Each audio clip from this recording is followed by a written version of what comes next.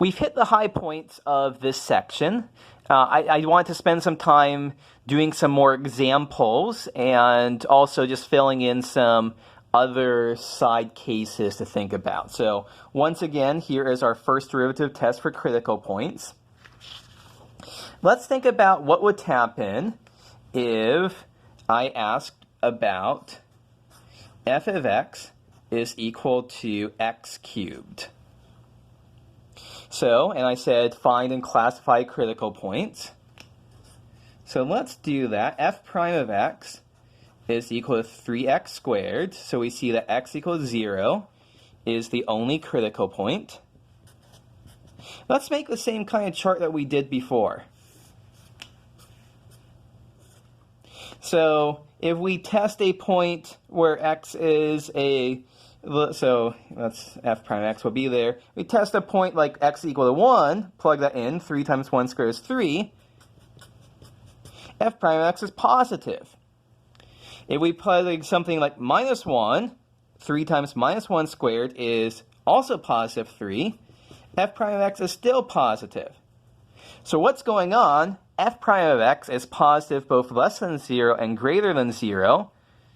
Let's check that. This isn't appearing, this is not a case that appears on our sheet.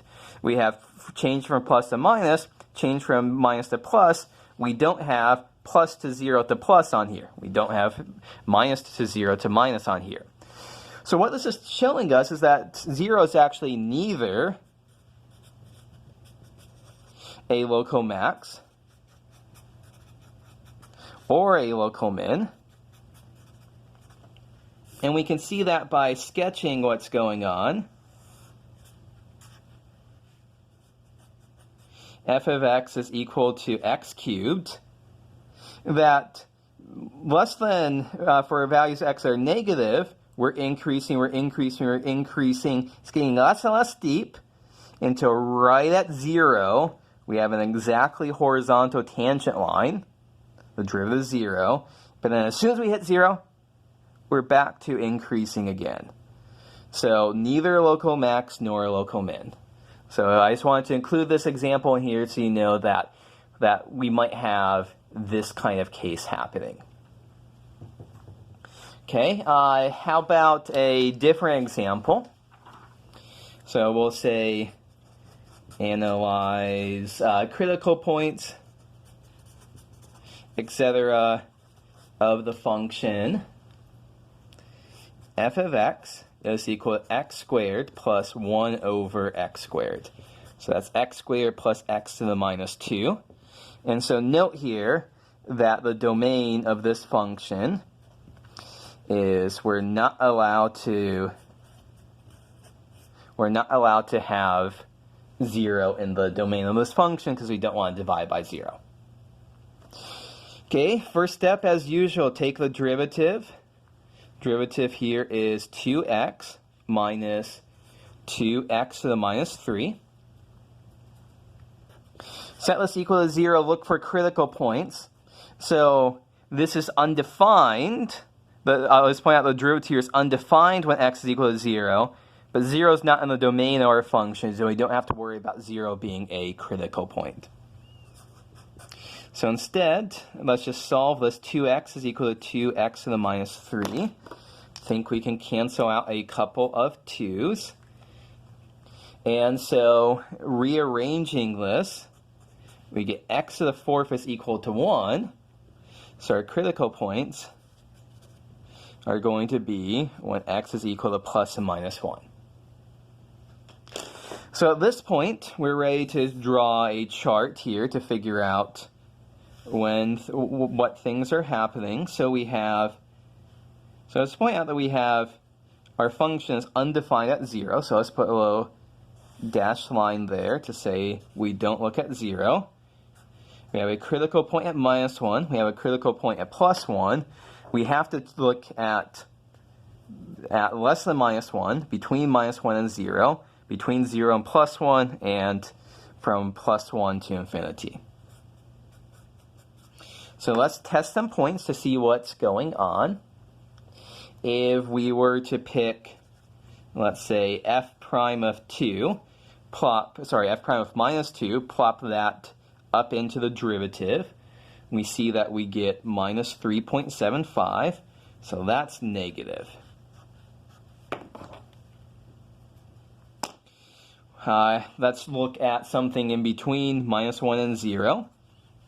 So for example, f prime of minus 0.5, if you plug that in up here, you get 15. That's positive. How about f prime of 0.5 here? You get minus 15, so negative. And so then finally, let's look at f prime of 2 to look at this interval. And you end up with positive 3.75, so plus, plus, plus, plus. Okay, so we've done all of the work we need to do. Now we can just write down our answer.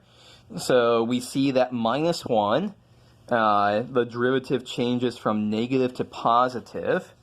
Negative, positive, it's a local minimum. At plus 1, we change from negative to positive again. That's also a local min. And so then we can also just say here, we want to say when is the function increasing or decreasing. We can say it's increasing on minus 1 to 0, union 1 to infinity. It's decreasing on negative infinity to negative 1, union 0 to 1. If we want to fill in all of that information.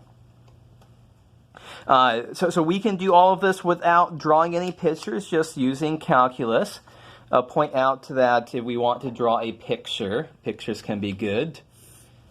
So the function looks something like this. So we know we have the local mins at minus 1 and plus 1.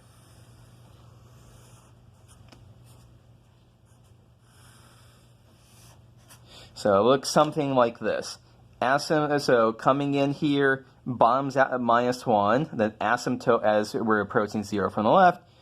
Coming in here, bottoms out at plus 1, asymptote as we're approaching 0 from the right. As we can see here, two local minima, just as we asserted previously.